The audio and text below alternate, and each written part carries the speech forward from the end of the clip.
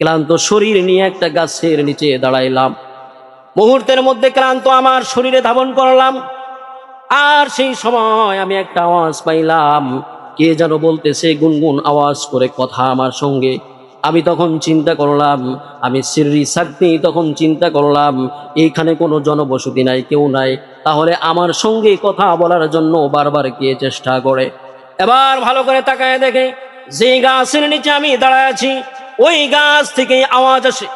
এবার চিন্তা করলো, গাছ যেহেতু আমার সঙ্গে কথা বলে, কথাটা ছিল আমাদের মতো কথা নয়।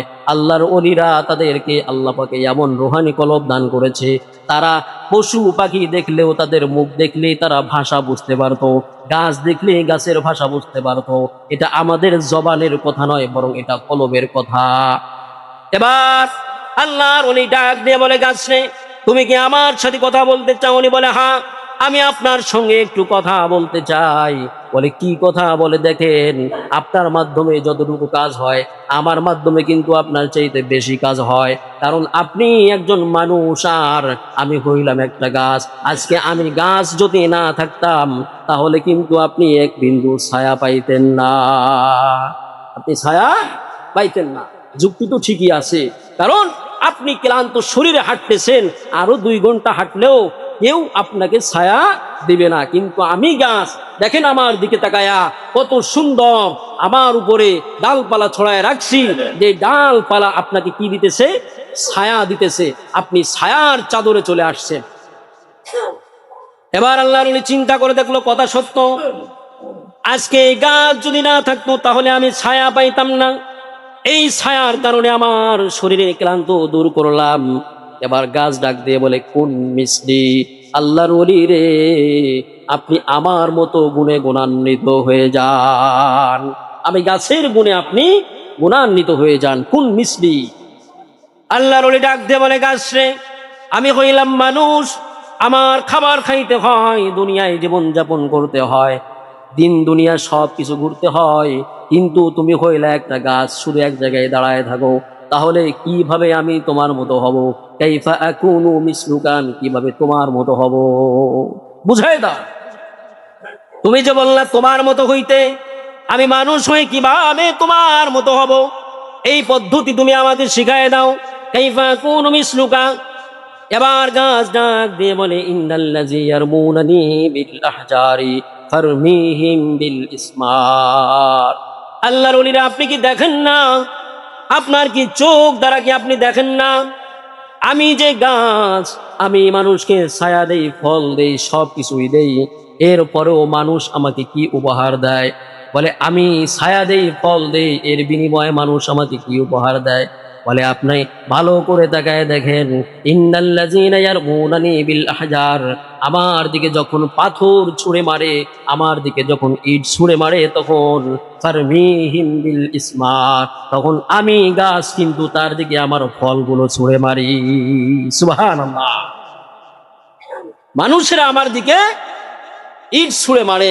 আম গাছে যদি আম পাকে, রাস্তা দিয়ে যদি মানুষ চলাচল করে, এবার পায়ের জুতা খুলে হইলেও ওই আমের দিকে ছুঁড়ে মারে, আর আঘাত লেগে আমটা কি করে পড়ে যায়, পড়ে গেলে মানুষ পকেটে করে লয়ে যায়।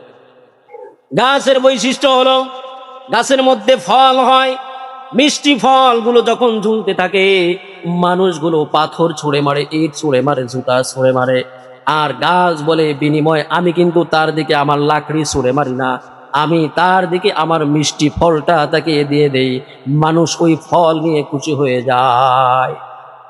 এবার আল্লাহর ওলি বলে, আমাকে কি হতে হবে? বলে, আপনিও এরকম হয়ে যান।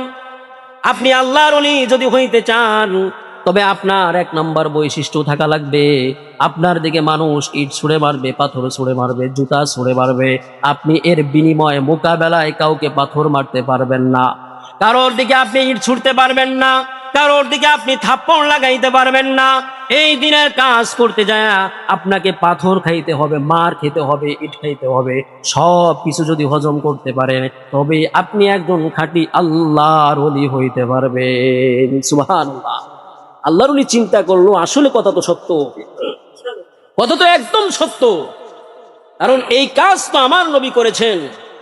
আমার নবী তো মক্কায় 10 বছর, মদিনাতে প্রায় 13 বছর, 23 বছরের জিন্দেগির মধ্যে তো আমার নবী এই দিনের দাওয়াত দিছে, আর মানুষ ইট পাথর শুধু মারছে। আমার নবী কোনোদিন কারোর দিকে ছোট্ট একটা ইট মারছে এরকম প্রমাণ নাই। আল্লাহর ওলি ডাকতে বলে, গাছরে এতদিন পর আমার ঘুম ভেঙে দিলি, আমার চোখ দুটো আজকে খুলে দিলাম। আমি তো আসলে এটা জানতাম না, এই বুঝটা আমার মধ্যে ছিল না। আমার তো মাঝে মধ্যে রাগ হয়ে যাইতো, শরীর গরম হয়ে যাইতো।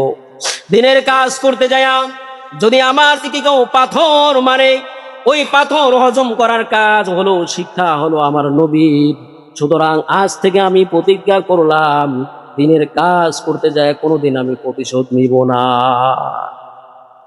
প্রতিশোধ নিব না। এবার আল্লাহর ওলির মনে আর একটা প্রশ্ন উদয় হলো, আচ্ছা তুমি যেহেতু এত ভালো মানুষ, তুমি যেহেতু এত ভালো বস্তু, এত ভালো যেহেতু তোমার সুনাম গাইলা, তাহলে আমার ছোট্ট একটা প্রশ্ন হলো, তুমি যে এত ভালো, দিন শেষে তোমাকে মানুষ আগুনে জ্বালায়া কয়লা বানায় দেয় কেন? কি করে দিন শেষে?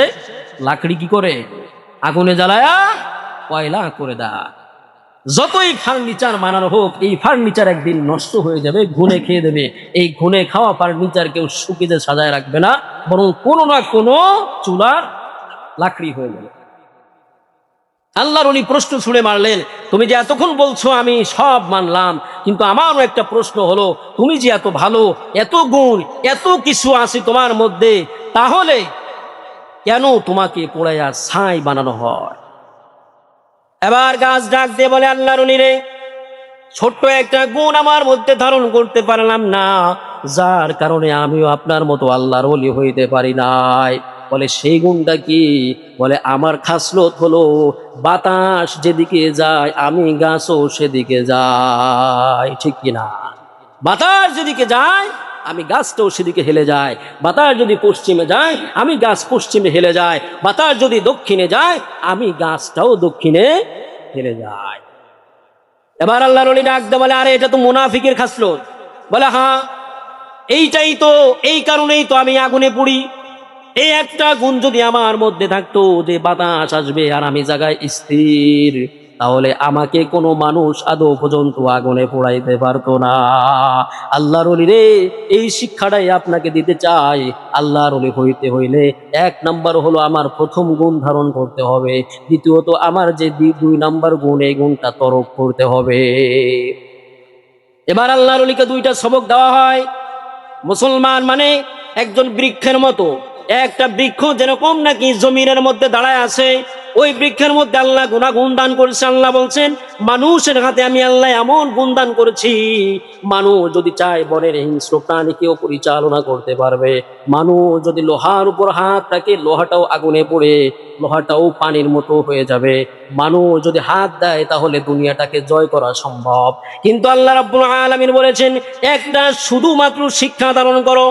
তোমার এই জায়গার মধ্যে যদি ইমানের অবস্থায় যদি অটল থাকতে পারো, তাহলে তুমি যেরকম আগুনে পোড়াইলা লোহাকে, লোহার মতো বস্তুকে, ওরকম তোমাকে কেউ পোড়াইতে পারবে না।